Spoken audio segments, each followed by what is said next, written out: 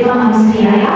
Ya kadang-kadang kita beriman cuma karena cobaan, silih berganti datang dalam kita kehidupan, penderitaan yang begitu berat. Tapi hari ini firman Tuhan yang teguhkan imanmu, percaya kepada Tuhan. Jangan sampai ada hal-hal tertentu yang membuat iman kita lemah dan akhirnya kita lari daripada kita pengakuan yang sesungguhnya, yang sebenarnya.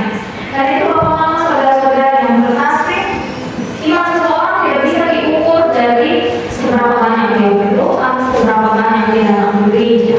Karena kenyataan membuktikan bahwa orang yang berdoa dan ke gereja mereka tidak beriman. Ya, ada yang dengan sungguh-sungguh ketika dong berdoa, dong bergereja, dong sikap hidup benar, maka tentu itu beriman. Tapi ada yang mereka hanya asal gereja, asal berdoa, tapi sikap hidupnya tidak benar. Nah, ini betul-betul yang menunjukkan bahwa ini kita beriman.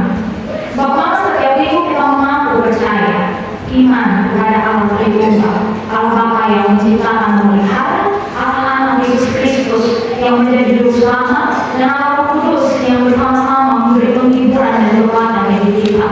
Tapi kadang-kadang ketika kita sakit, kita lari di Allah-Allah yang lain, diminta bantuan kepada yang lain. Entah memang sebutnya apa ya, entah itu bentuk pertolongan seperti apa, tapi kita selalu berdoa lagi, kita selalu mengatakan Tuhan lagi. Karena dirasa bahwa Tuhan saya punya pergumulan terlalu berat, rasa bahwa kalau saya doa ini jangan sampai terlalu lama Tuhan jawab. Akhirnya kita cari jalan pintas, walaupun kita tahu bahwa itu kita sedang mengkhianati Tuhan, yang menunjukkan bahwa kita beriman sebagai benar-benar kuat. Dan itu Bapak saudara-saudara yang terkasih, kita punya iman harus ditunjukkan lewat kita bersikap hidup. Tidak hanya lewat kata-kata. Karena kalau lewat kata-kata seperti yang saya bilang, kalau itu kita datang gereja kita ngomong, percaya kepada Tuhan, Allah Tritunggal itu. Tapi dalam sikap hidupnya bagaimana Bapak? Ya, yang sama tidak menunjukkan. Itu yang menjadi pertanyaan besar. Karena kalau iman tanpa perbuatan, maka hakikatnya mati firman Tuhan bilang. Iman harus ditunjukkan dalam perbuatan yang benar kepada Tuhan. Jadi omong-omong kalau misalnya kita pelayanan dalam gereja, tapi pasti uang kolektif kita ambil, taruh di kitab satu. Omong kosong kalau misalnya kita pelayan gereja, tapi waktu habis ibadah kita duduk lingkar minum, maka kita jadi kepala Belanda untuk minum. Omong kosong kalau misalnya kita pelayan gereja, tapi habis ngomong firman Tuhan, kita duduk ngomong orang bernama, kita menyakiti orang lain untuk hati, kita mulut tidak bisa kita jaga. Omong kosong. Omong kosong kalau misalnya kita pelayan gereja, tapi ketika suruh pimpin ibadah kita menghindar dari alasan, seribu alasan. Saya sibuk ini, jangan ada lupa, jangan ada ini dan itu. Omong kosong. Kita berdoa tapi kita masih korupsi.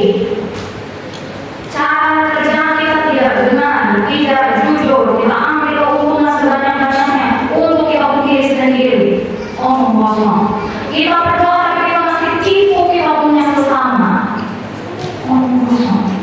Kita berdoa tapi kita masih pukul kita istri dan anak-anak, melakukan kekerasan. Tidak beriman. Kita berdoa tapi kita masih selingkuh kiri kanan. Omong kosong kita punya doa semua. Ya. Kita berdoa tapi kita masih tidak agama, hanya karena cinta. Kita berdoa, Mama, tapi kita masih benci, dendam, bahkan dengan kita pun keluarga sendiri. Ada yang dendam dengan orang tua sendiri, ada yang dendam dengan anak-anak sendiri, ada yang dendam dengan punya saudara-saudara, sampai omong bilang bahwa sampai mati juga akan kasih tahu, soalnya akan mengampuni dulu, soalnya akan kasih maaf sama dulu. Omong kosong. Mama, ini dari sekian banyak yang saya sebutkan, masih banyak lagi. Silakan Mama pikir-pikir apa lagi, contoh banyak apa lagi yang belum kita lakukan. Jadi seperti yang tadi saya katakan, berdoa, bergereja saja tidak cukup membuktikan bahwa kita beriman. Harus ada sikap